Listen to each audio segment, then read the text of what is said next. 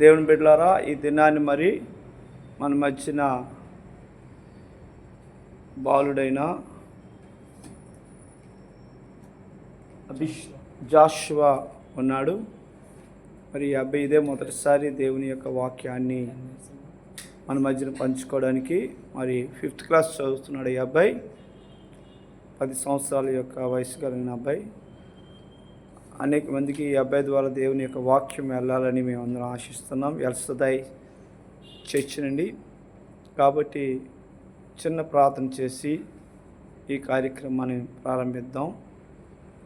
పరిశుద్ధమైన తండ్రి, దయగల ప్రభువా, ఈ బాలుడి మీద నీ ఆత్మను ఉంచమని అడుగుచున్నాం తండ్రి. ఇర్మియాని, దానియేలుని ప్రభు బాలులుగా ఉన్నప్పుడు నువ్వు అభిషేకించావు. వారి ద్వారా దేశానికి, నీ ప్రజలకి మంచి వర్తమానం తీసుకొచ్చావు. అదేవిధంగా ఈ బాబుని నీ కృపలో భద్రపరచు, నీ ఆత్మతో నింపండి. ఈ బాబు ద్వారా మా యొక్క దేశానికి, సంఘానికి, క్రైస్తవ సమాజానికి మంచి ప్రవచనాత్మకమైన సందేశాలు తీసుకురమ్మని యేసుక్రీస్తు నామములో తను స్తుతిస్తూ తన నోటిలో నీ మాటలు ఉంచమని యేసుక్రీస్తు నామములో అడుగుతున్నాం తండ్రి. అందరికీ ప్రైజ్ ది లార్డ్. ఈ అవకాశం ఇచ్చిన దైవజనులకి, దేవాది దేవునికి, ఇంకా సంఘ సభ్యులకి వందనాలు. అయితే దేవుడు శిలువలో ఉన్నప్పుడు పలికిన 7 మాటల్లో 2వ మాట మనం ధ్యానం చేసుకుందాం. ఈ 2వ మాట ఏమిటంటే లూకాసు వార్త 23వ అధ్యాయం 43వ వచనం చూస్తే, నేడు నీవు నాతో కూడా పరదేశంలో ఉందని నిశ్చయంగా నీతో చెప్పుచున్నాను నేను. ఇదే 2వ మాట. అయితే మనం 39వ వచనం చూస్తే, వేలాడవేయబడిన ఆ నేరస్తులలో ఒకడు ఆయనను దూషించుచు, నీవు క్రీస్తు అయితే నిన్ను నీవు రక్షించుకొని మమ్మను కూడా రక్షించమని చెప్పాను. అయితే 2వ వాడు వారిని గద్దించి, నువ్వు అదే శిక్షా విధిలో ఉన్నావు గనుక దేవునికి భయపడవా? అయితే ఇక్కడ చూసినట్టయితే మొదటి వాడు, నీవు క్రీస్తు అయితే నిన్ను నీవు రక్షించుకో, నన్ను కూడా రక్షించమని చెప్తున్నాడు. ఎవడు? మొదటి దొంగ. అయితే చూసినట్టయితే దేవుడు శిలువలో ఉన్నప్పుడు తన కుడి పక్కన, ఎడం పక్కన, రైట్ సైడ్, లెఫ్ట్ సైడ్ దొంగ ఉన్నారు. అయితే ఇందులో మొదటి దొంగ అంటున్నాడు ఏమిటని, నీవు క్రీస్తు అయితే నిన్ను కాపాడుకో, నన్ను కూడా కాపాడు అంటున్నాడు. అయితే 2వ దొంగ అంటున్నాడు తనకు గద్దించి, నీవు కూడా అదే శిక్షలో ఉన్నావు గనుక నువ్వు దేవునికి భయపడవా అంటున్నావు. ఎగ్జాంపుల్, మన తండ్రి మనకు ఒక మార్క్ పోయిందని మనం తిడతాడు. అప్పుడు మనం చాక్లెట్ అడగగలమా? అనుకుంటే భయపడతాం. కేక్ అడుగుతాం, కేక్ అడగలేం కదా, భయపడతాం. వీడియో గేమ్ అడగలేం, భయపడతాం. అంతే. అలాగే ఇక్కడ 2వ అంటున్నాడు, నీకు భయం వేయట్టేది అదే శిక్షలో ఉండాలి. నిజమే కదా, నీకు నాకు భయం వేస్తుంది అదే శిక్ష. కానీ దొంగకి భయం వేయట్టేదా అని అడుగుతున్నాడు 2వ వాడు.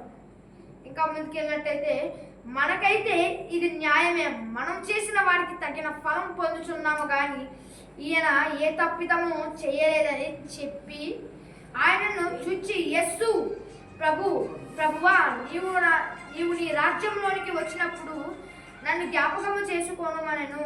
అందుకు ఆయన వానితో, నీవు నాతో కూడా పరదేశంలో ఉందని నిశ్చయంగా నీతో చెప్పుచున్నానెను.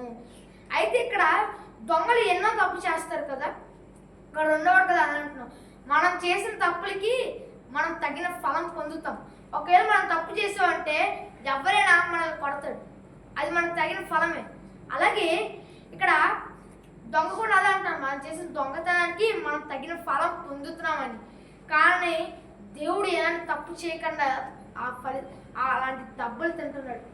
అయితే ఇక్కడ తర్వాత ఏం చేశాడు, ఈ దొంగ ప్రార్థన విన్నపం ఇచ్చాడు దేవుడికి. ఏమిటని? ప్రభువా, నేను నీ రాజ్యంలోకి వచ్చిన తర్వాత నన్ను జ్ఞాపకము చేసుకోను అన్నాడు. తర్వాత దేవుడు, నీవు నాతో కూడా పరదేశంలో ఉండు అని నిశ్చయముగా చెప్పుచున్నాను.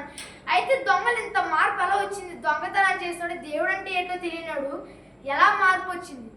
ఆ మొదటి మాట, దేవుడు శిలువలో పడిన మొదటి మాట, ఆ మొదటి మాట కూడా ఎందుకు ఆయన హృదయానికి అట్టుకుంది? ఆయన చూశాడు, ఆయన గమనించాడు దేవుణ్ణి ఎంత కొరదెబ్బలు కొట్టాడో, ఎంత శోధించాడో అన్నది ఆ దొంగ చూశాడు. కాబట్టి దేవుడు ఎప్పుడైతే అంత శోధన అనుభవించి కూడా ఏమన్నాడు, ప్రభువా వీరు ఏమి చేయుచున్నారో తెలియదు కనుక వీరిని క్షమించుమని అన్నాడు. అయితే ఎంత ప్రేమ గలవాడైతే ఆ మాట అన్నాడో ఈ దొంగకి అర్థమయ్యి తన హృదయాన్ని హత్తుకుంది కాబట్టి దేవునికి ప్రార్థన విన్నపం చేశాడు. అయితే ఇక్కడ చేసినట్టయితే ఆ దొంగ పశ్చాత్తాపడ్డాడు. తన ప్రార్థనా శక్తిలో ఏముందో ఆ ప్రార్థనా శక్తిని తను నమ్మాడు, నమ్మకాన్ని నమ్మాడు, తన ప్రార్థన నెరవేరుతుంది. దాన్ని బట్టి అయితే ఈ దొంగ ఎప్పుడైతే ప్రార్థన చేశారో అది నెరవేరింది. రాత్రి జైల్లో ఉన్నాడు, మధ్యాహ్నం సిలువలో ఉన్నాడు, రాత్రికి పరదేశిలో ఉన్నాడు ఆ దొంగ. ఎంత గొప్పవాడో కదా ఆ దొంగ. అలాగే మనం కూడా అవ్వాలంటే ఈరోజు ప్రార్థన శక్తిలో ఎంత శక్తి ఉన్నదని నమ్మాలి, ఎంత నమ్మకం ఉందో ప్రార్థనను నమ్మాలి, మనం చేసిన ప్రార్థన నెరవేరుతాయని నమ్మాలి. అప్పుడు మనం కూడా పరదేశంలో ఉంటాము, పరలోక రాజ్యంలో కూడా మనం ఉంటాం. అయితే మనం ఎన్ని గుడ్ ఫ్రైడే చేసుకొని ఉంటాం, ఎన్ని ఈస్టర్లు చేసుకొని ఉంటాం, ఎన్ని క్రిస్మస్లు చేసుకొని ఉంటాం. ఆ దొంగ అవి ఏమీ చేసుకోలేదు, కానీ ప్రార్థనా శక్తులను నమ్మాడు కాబట్టి మనం ఎన్ని ప్రార్థనలు చేస్తుంటాం. మనం నమ్మామా? మనం ఆ శక్తిని నమ్మామా?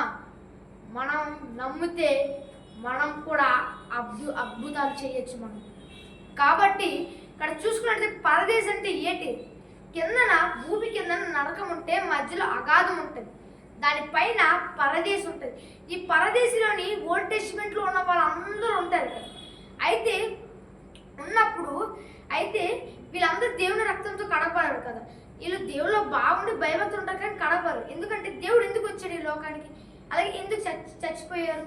ఎందుకు చచ్చిపోయారంటే తన రక్తాన్ని మన మీద కడగబడితేనే మన పాపాలు క్షమింపబడతాయి, పరలోక రాజ్యానికి వెళ్ళగలరు. అలాగే అయితే ఓల్డ్ టెస్టిమెంట్ వాళ్ళు చనిపోయిన తర్వాత దేవుడు పుట్టాడు కాబట్టి వీళ్ళు యేసు రక్తంతో కడగబడరు. దాన్ని బట్టి దేవుడు అక్కడికి వెళ్ళి వాళ్ళని తన యేసు రక్తంతో కడగబడడానికి అక్కడికి పరదేశికి వెళ్తారు. ఈ పరదేశికి వెళ్ళినప్పుడు ఆ దొంగని సాక్షిగా తీసుకెళ్ళాడు. ఏమిటని? ఈయన నజరేతుని యేసు, ఈయన మన కోసం చనిపోయారు అని చెప్పడానికి ఆ దొంగని తీసుకెళ్లారు. ఆ దొంగకు చెప్పారు. అయితే ఒకవేళ మన డాడీ ఒక మార్క్ పోయి ఫెయిల్ అయిపోతామే, మనం అంటారు నాతో మాట్లాడుకుని నీ మొహం చూపించకండి.